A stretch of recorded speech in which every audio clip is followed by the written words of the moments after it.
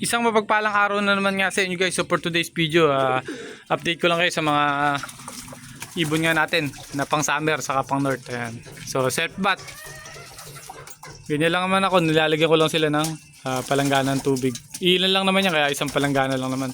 Pero pagka marami tayong ibon, halimbawa 10 mahigit, 2 palanggana nilalagay ko. Ayan. So yan lang naman ginagawa kong diskarte. Tapos nilalagyan ko na asin, mga 2 dakot na asin, isang palanggana ganyan. So tulong naman yun para sa pagpapaganda ng balahibo. Hindi basta-basta kakapitan ng mga hanip.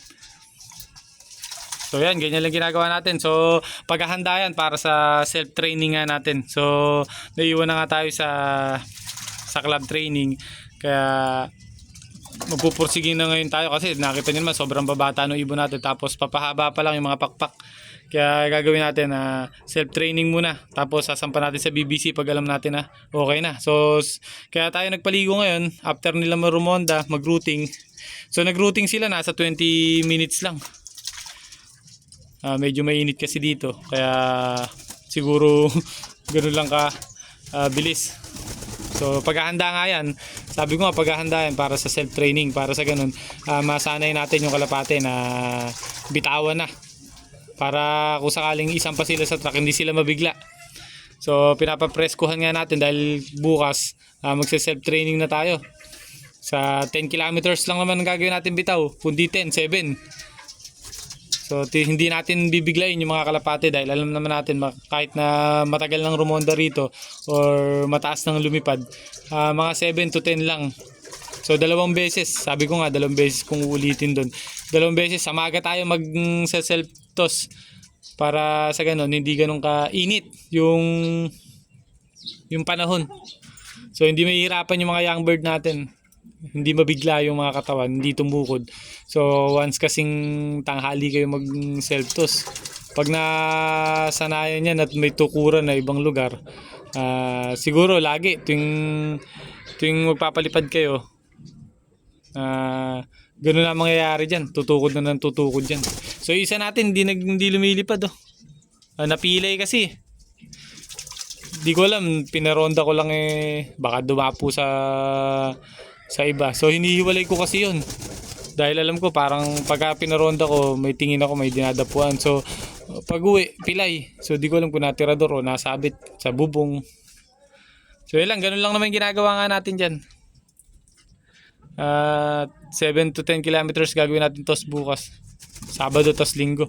So pagka tanghali kasi inuulit ko nga pag tanghali baka mahirapan kasi sobrang init ng panahon natin ngayon. Baka mahirapan tumukod tapos tuwing may hagis alam na safe sila dun sa tinukuran nila. Kumbaga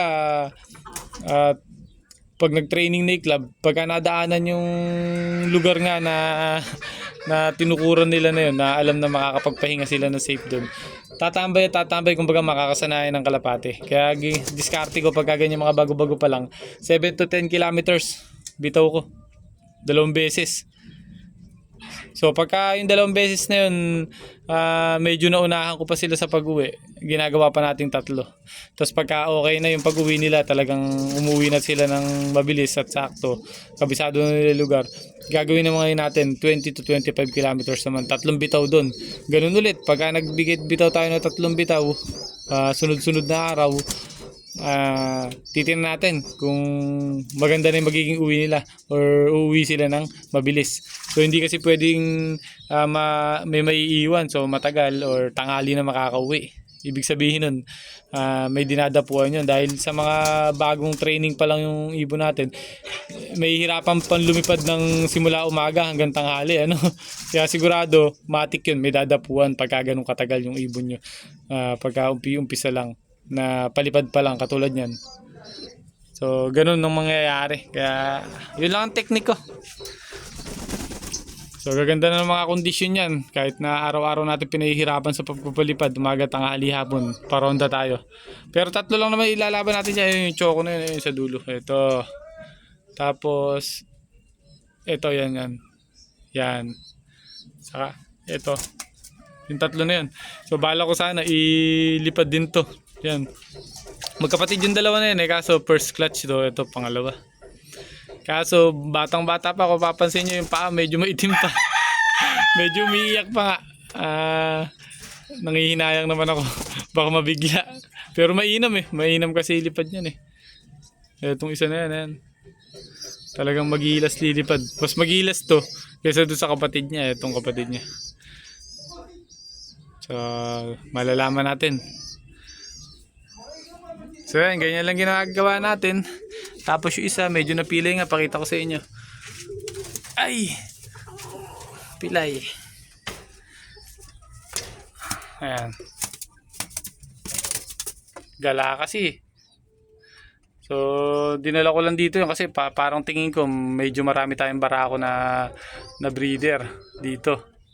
So, ang gagawin nyo natin, babae kasi ito tingin ko. Kung sakaling mamares yung mga barako nga natin dito, may paparisan. Pero kung maging okay yan at tumino, ililipad din naman natin yan. So yan. So mag-alas 9 na nga at tapos na sila maligo. Maganda naman yung pwesto nga ng loft nga natin dito. Ayan. Mamaya mga bandang alas 12, alauna hanggang alas 3. Bilad dito sa lugar na to. Hindi naman bilad na bilad, so sakto lang yung init. Talagang makakapagpa-kondisyon sila ng katawan. So pinaka magandang kondisyonan ko. Noong nakaraan kasing summer, dito tayo naglipad. So maganda yung naging kondisyon ng ibon. Last lap lang talaga dahil nagka-COVID nga. 2 buwan na hindi nalipad. So sayang, naka-bearing tayo dun. Overall pa rin naman tayo kaso hindi nakauwi ng last lap. So hindi naman din tayo makapag-toss dahil may mga checkpoint nga. Yun. Yan. So yung COVID yata yun or bird flu. So dun lang dalawa na yun yung ano na yun. Pero hindi rin ako makapag-toss. May trabaho tayo nun maga nga pala. So hindi ko maalala eh. Hindi ko alam kung 2022 yun. Oo, malamang 2022. Summer. So may nakuha naman tayong premyo nun, pampalubag loob. So kita pa ng konti. Dahil yung ibon natin, 2 ay pumasok na overall nun. So sa ngayon, sana maulit-ulit. Ayan, gandang mga ibon. Kaso mga bata, aagarin lang natin. Tulad niya, no? Ito, pinakabatang lilipad natin sa 3. Ayan. Hindi pa nagpapalit ng balahibo. Pitcho na yung balahibo. Ito, medyo nakapagpalit na yun. Yan yung mga Pinor Smolt natin. Nahugot na natin 3 dulo niyan. Saka, ito. Ayan, tama, magaganda na edad na itong 2 na rin. Ito, sobrang bata pa na rin. 2 buwan na mahigit. Ayan.